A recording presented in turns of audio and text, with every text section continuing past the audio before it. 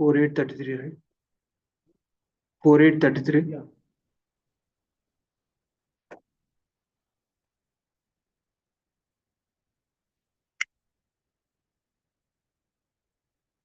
Jaya Radha Madhava Kunja Vihari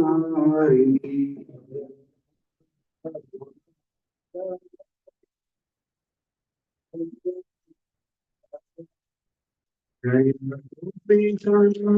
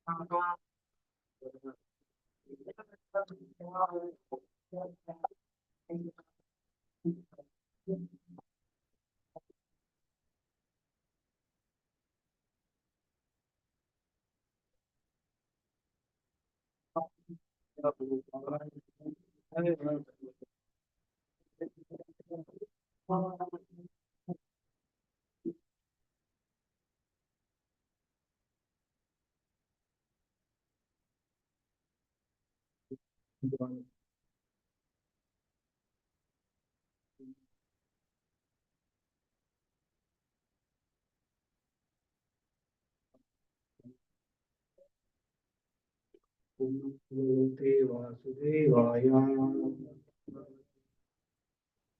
ओम नमो भगवते वासुदेवाय नमो भगवते वासुदेवाय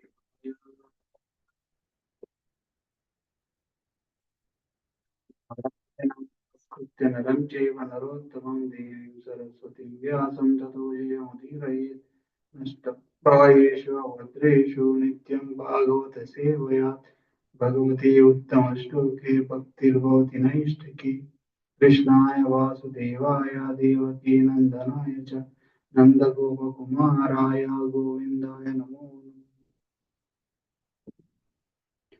Hare Krishna, ready for Srimad Bhagavatam, Canto 4, Chapter 8, Text 33.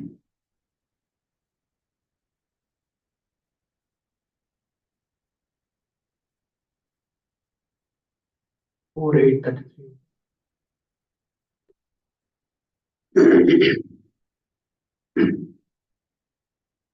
यस्यायद्दैव विहितं ततेन सुखदुःखयो आत्मानं तोषयन्देहि तमसः परं पृच्छति यस्यायद्दैव विहितं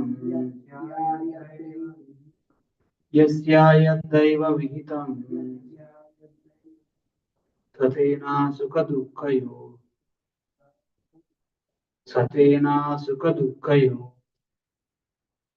आत्मानं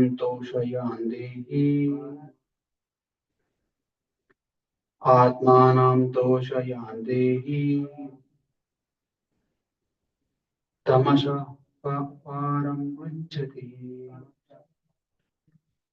तमसः पारं गच्छति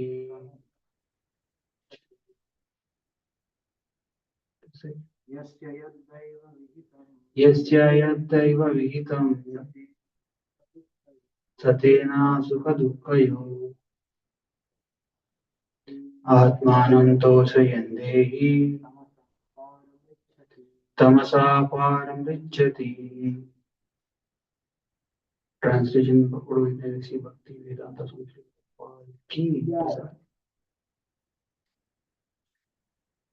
A little purport meaning also. Yasya, anyone. Yat, that which. Daiva, by destiny.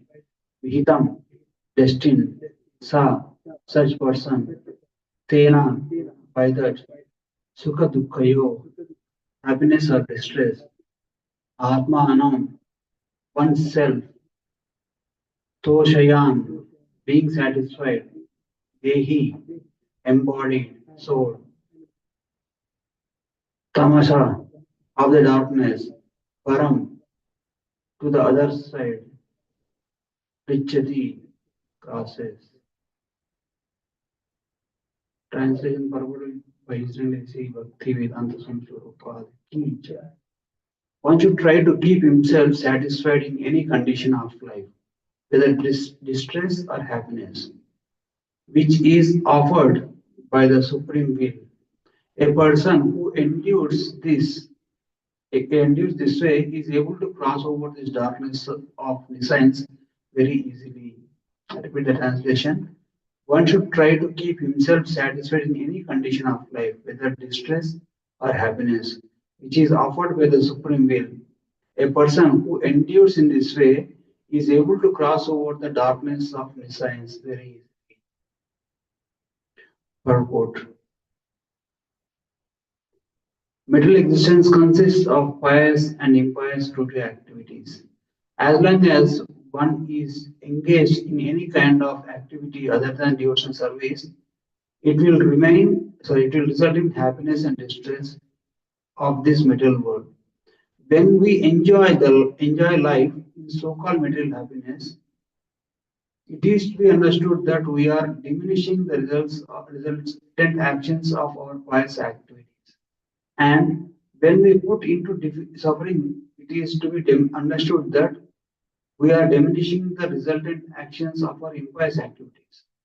Instead of being attached to the circumstantial happiness and distress resulting from pious and or impious activities, if we want to get out of the clutches of the nescience, then whatever the position we are put in by the will of the Lord, we should accept.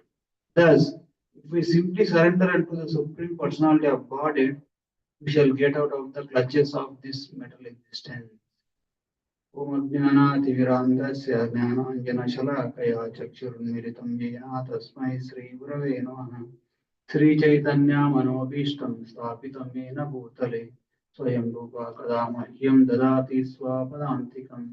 वन्देऽहं श्रीगुरो श्रीयुतापदकमलं श्रीगुरोन् वैष्णवांश्च श्रीरूपं साग्रजातां सहगणा रघुनाथान्वितं त्वं सजीवम् साद्वैतं सावधूतं परिजनासहितं कृष्णचैतन्यदेवं श्रीराधाकृष्णपादान् सर्गनालिता श्रीविशाखान्वितं च हे कृष्ण करुणा सिन्धो दीनबन्धो जगत्पते पेशा गोपिका कान्ता राधाकान्ता नमोऽस्तुते तप्तकाञ्चन गौरङ्गी राधे वृन्दावनेश्वरी वृषभानुसुते देवी प्रणमामि हरिप्रिये जय श्री कृष्ण चैतन्य प्रभु नित्यानंद श्री अद्वैता गदाधर श्रीवासादि गौर भक्तवृंद हरे कृष्णा कृष्णा कृष्णा हरे हरे हरे राम राम राम हरे हरे मुखं करोति वाचालं भङ्गं लङ्घायते गिरिं यत्कृपातमः वन्दे श्रीगुरोन्दिनतारणं परमानन्दमाधवं श्रीचैतन्यईश्वरम् वाञ्छाकल्पतरुभ्यश्च कृपासिन्धुभ्यैव च पतितानां पावनेभ्यो वैष्णवेभ्यो नमः। Hare Krishna. Thank you for joining today's discussion on Srimad Bhagavatam.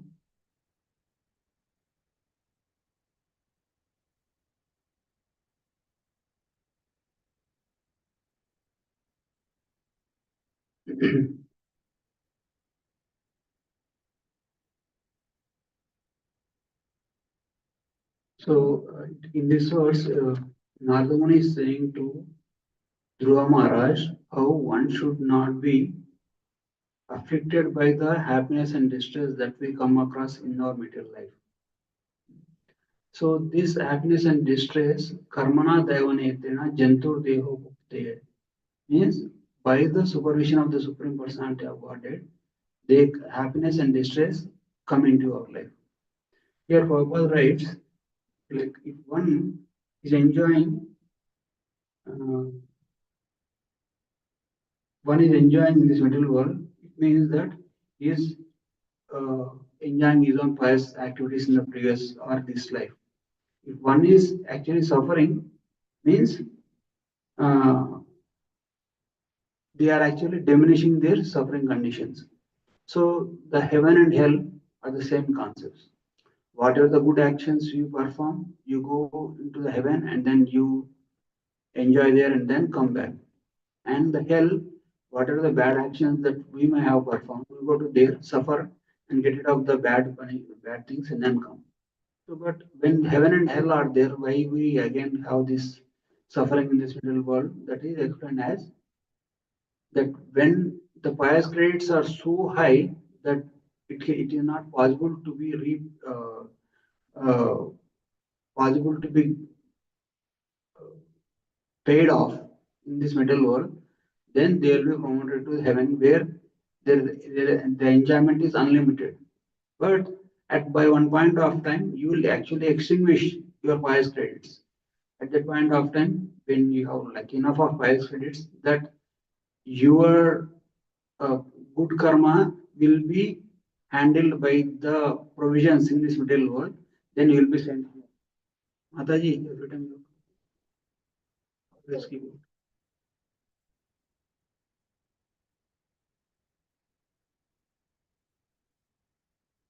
And when like it works in the same hellish life also. Like if one performs very heinous, lot of heinous crimes, the punishment is not suitable for them in this material world.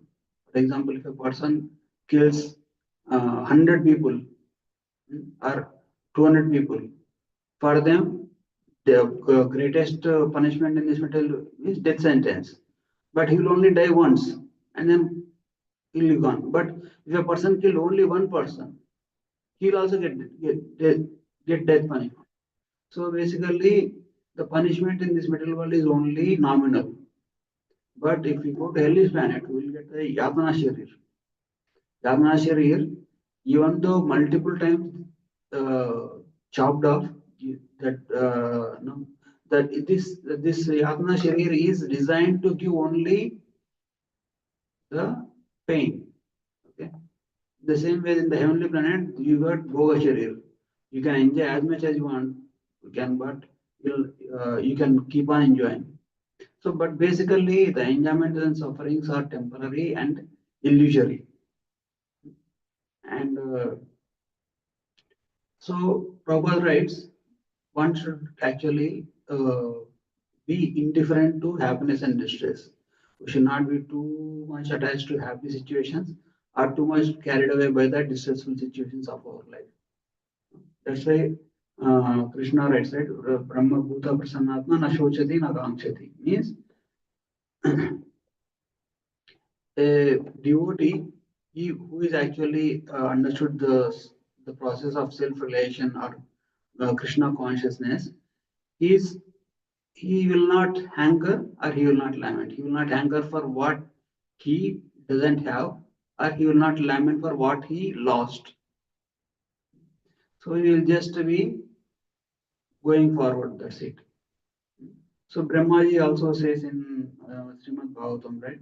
Tattena kampa sushamikshmana munjana evatmakrutam vipakam tadvagva purvir vidadan namaste jive tayo mukti pade sadhaya bhak.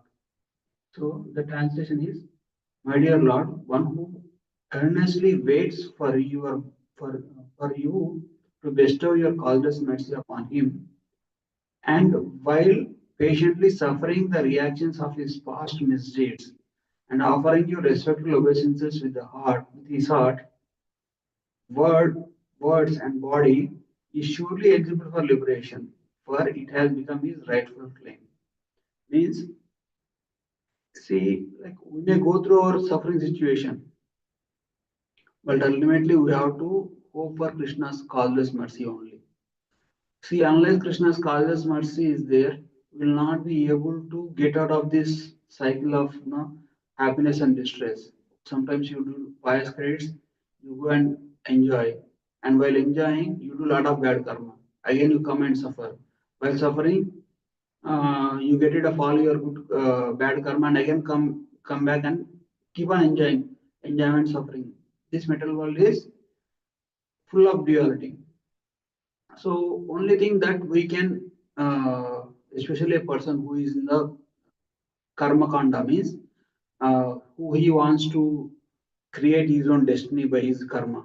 That kind of person will be kept in the loop of repeated cycle and birth and death, cycle of birth and death.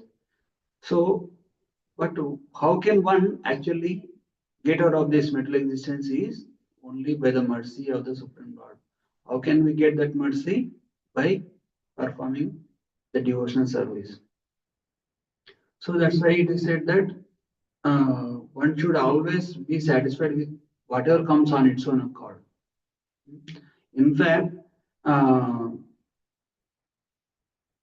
Vasudeva Bhagavati Bhakti Yoga Prayojita Janyatyashu Vairagyam Jnanam Chayat Ahaitikam means somebody who is a devotee of Vasudeva, automatically for him these two qualities, Jnana and Vairagya, will automatically develop. Jnana for what? Jnana is for to know what to do and what not to do. And Vairagya is to be indifferent to the material accumulation. So, not only that we have to be satisfied with whatever comes on its own accord, we should also consciously develop renunciation. Just like if you see the life of great saintly personalities like Raghunath Das Goswami, if you think that okay, I should be satisfied with whatever comes into my life, then he is the prince and he will become the king. So he has a lot of all the material opulences. So he would have done bhakti there itself, but he thought these are impediments for my spiritual progress. So what he did, he first gave away his kingdom and become a renunciate, means become a sannyasi. So there, and then after becoming sannyasi, he went to Jagannath Puri to stay with the Mahaprabhu. And then after that, after some days, he like as a renunciate, he was eating nicely, and because his parents thought, okay, our son is not going to come back, at least make some arrangement for him there. So they used to send a lot of money, monthly, lot of money for his arrangements. So Raghunath Das Goswami, what he used to do, he used to use that money to give good feast to all the nice feast to all the sannyasis and the devotees there. After some time, he also became disinterested in that. So he said, "Don't send any money. I'm not going to accept any money from now onwards." So then he started begging at the Simhadwar. Simhadwar means the main entrance of Jagannath Puri. So one may say why he has to beg, because for survival he has to beg. Okay, and then after begging for some more time, he thought, okay, while begging, I am developing this consciousness. This person will give money. This person will not give money. It's not like regularly is getting this kind of thoughts. The pure devotees are very strict with themselves. What kind of thoughts are coming to their mind, and even once it comes, immediately they wanted to give it up. So Mahaprabhu always used to ask Swarup Damodar Goswami. So Mahaprabhu actually told Raghunath Das Goswami to be under the guidance of Swarup Damodar Goswami. And Swarup Damodar Goswami regularly used to report to Mahaprabhu, like Mahaprabhu whenever asked what is Raghunath doing nowadays, then says he is begging at Simhadwar. And after some a few weeks, they said, what is Raghunath doing now? Then he says he stopped begging at Simhadwar, and he is only getting the remnant foodstuffs from shops. Hmm? Like whatever is the prasadam that is prepared and that is not sold, then shopkeeper has to throw away. So that kind of foodstuff he is taking and he is doing his bhajan. After some days, he gave that also, and then whatever the foodstuff that is offered to cows, and the cows also reject some kind of food stuff which they cannot eat. Then he goes and he taking the remnants of the cows. See, whatever stuff goes to the shop, the shopkeeper tries to sell, and then after that, whatever is not sold, they will put to the cows. And cows also eat whatever they can. Like cows don't spare like any food. But even cows also sometimes when the prasadam is spoiled, they don't eat that. So they leave. So Raghunath Das Goswami used to go in the nights. Why he is going to why he used to go in the nights? Because he doesn't want anybody to know what kind of austerity he is doing. It is said that the austerities, when you say about your austerity, immediately the result of that austerity is lost. Means like, for example, you are fasting, then when you say, okay, I'm fasting, I'm doing nirjal, if you announce like that, means our false ego is feasting. Our body is fasting, but our false ego is feasting. So we should not say any kind of whatever we are doing. We should not say with respect to devotional service. We should not like make it public. So that's why Raghunath Das Goswami, he used to go in the night and collect some handful of leftovers, and then used to bring them, wash them, and then eat it. So that was his survival. Okay, and when Mahaprabhu came to know about this, Mahaprabhu personally went to see Raghunath Das Goswami. So Raghunath Das Goswami, now he was sitting in a hut, and then he was about to honor the prasadam. So that time Mahaprabhu comes and says, "Hey Raghunath, what are you eating?" Then Raghunath Swami says, "My Lord, this is some food stuff which is not worthy of eating for you." He said, "No, no, what do you call? You are eating very valuable thing. I would like to taste it." So he forcefully grabbed the that spoiled prasadam from the hands of Raghunath Goswami, and Mahaprabhu ate it. And as soon as Mahaprabhu ate it, Mahaprabhu tasted the renunciation of Raghunath Das Goswami. And then Mahaprabhu says, this is the best prasadam that I ever had till now. So it means whenever we offer anything to Krishna, Krishna sees the intention behind it. Bhava Grahi Janardana. So Mahaprabhu tasted the renunciation of Raghunath Das Goswami in that. So after some time, Raghunath Das Goswami, he stopped that also. He he just used to take a little bit of buttermilk and like once in 2 days. Once in 2 days, he used to take 1 to 2 tablespoons of buttermilk. And why he has to take 2 tablespoons of buttermilk is just to show that I'm not fasting at all. And he used to think that I'm the greatest sense enjoyer, thinking that I'm like no, this is I'm the greatest sense enjoyer. Uh, but why he used to think like that? Because of he's taking the buttermilk once in 2 days. So like that, a devotee who wants to progress in spiritual life, he will uh, minimize his material positions, will minimize his eating, is minimize, Mahaprabhu says, right? Don't eat very rich food, don't dress very nicely, like that, all those things. Means he will minimize simple living and high thinking. So that's how they can, the more you renounce externally, the more you gain internally in your spiritual life. That's why, uh, like if it goes hand in hand. Like sometimes when we eat heavily, our body will take a lot of time to digest food. For that, we have to sleep. And next day also, it will be drowsy. We cannot be able to do our japa nicely. So it will like overeating will impact us in 2 days. Okay, on the day we took prasad, and on the next day when the food is not digested in the stomach. So that way it will impact our sadhana.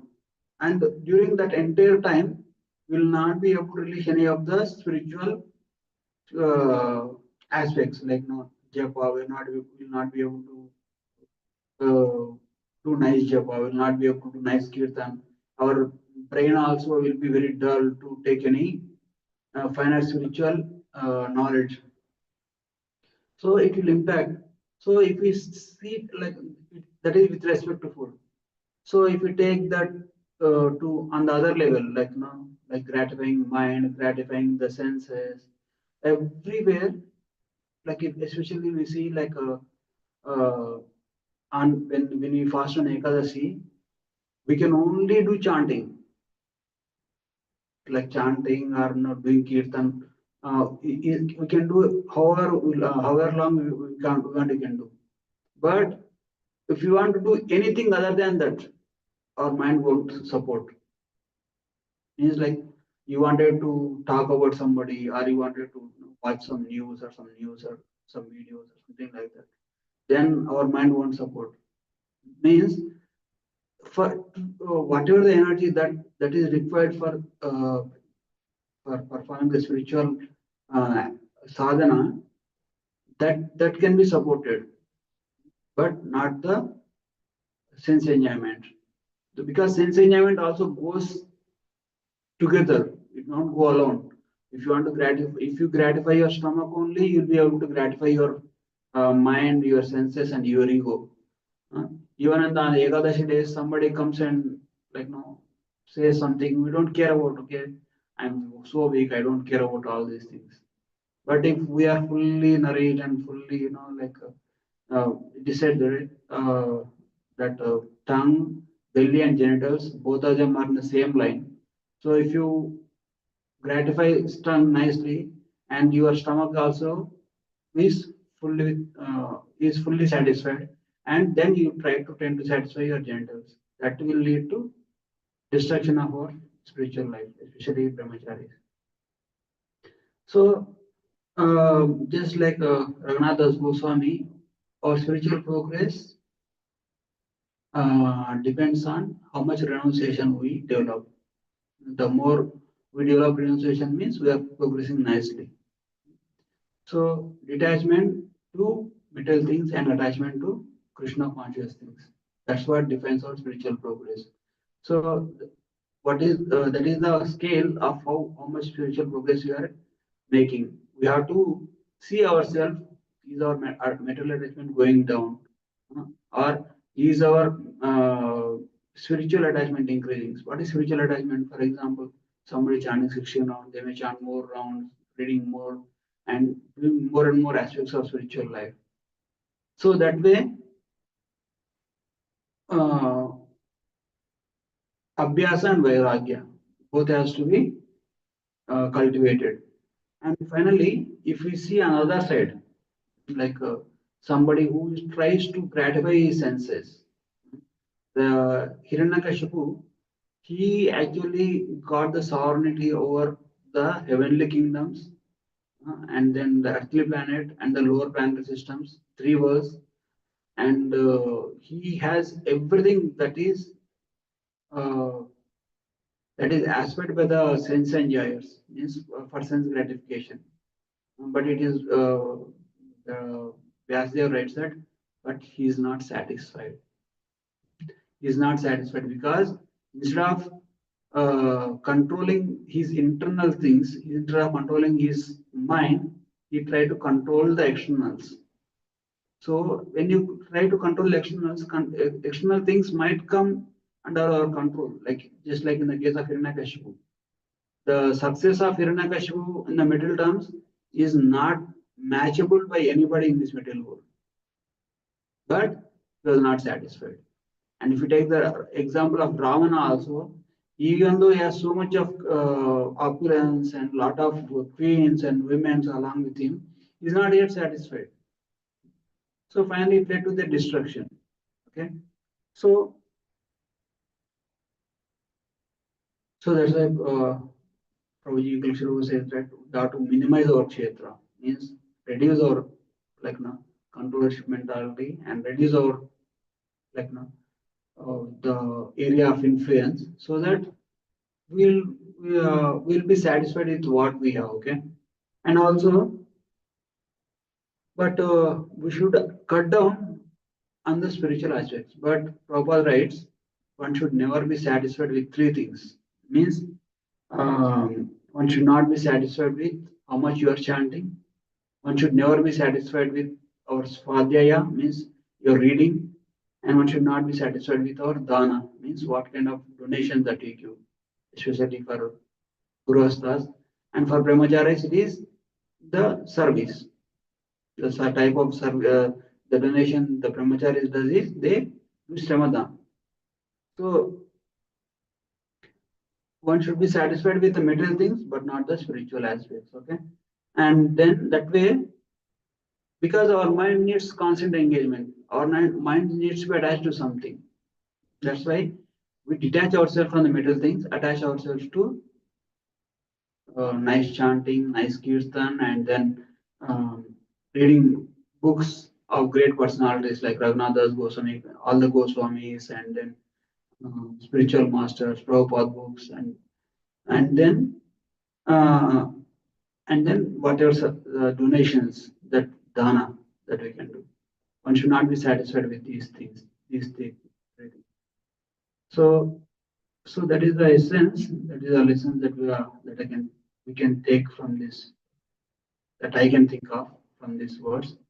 If anybody have any questions or comments, sorry.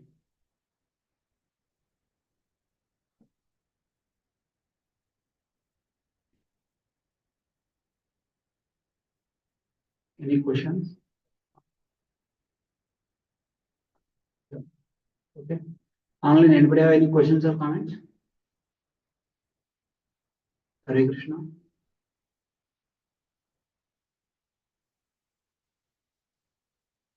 Okay. Thank you, Prabhuji. Thank you so much. India Granthra Srimad Bhagavatam ki Jai Shri Prabhupada ki Jai Nanda Prabhupada ki Jai. Thank you, Prabhuji. Hare Krishna.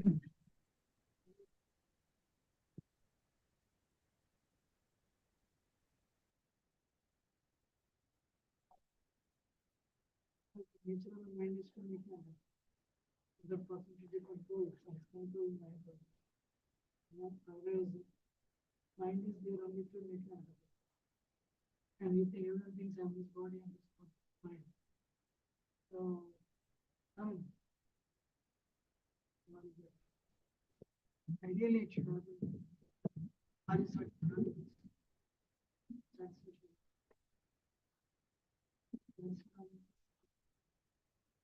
Very satisfying.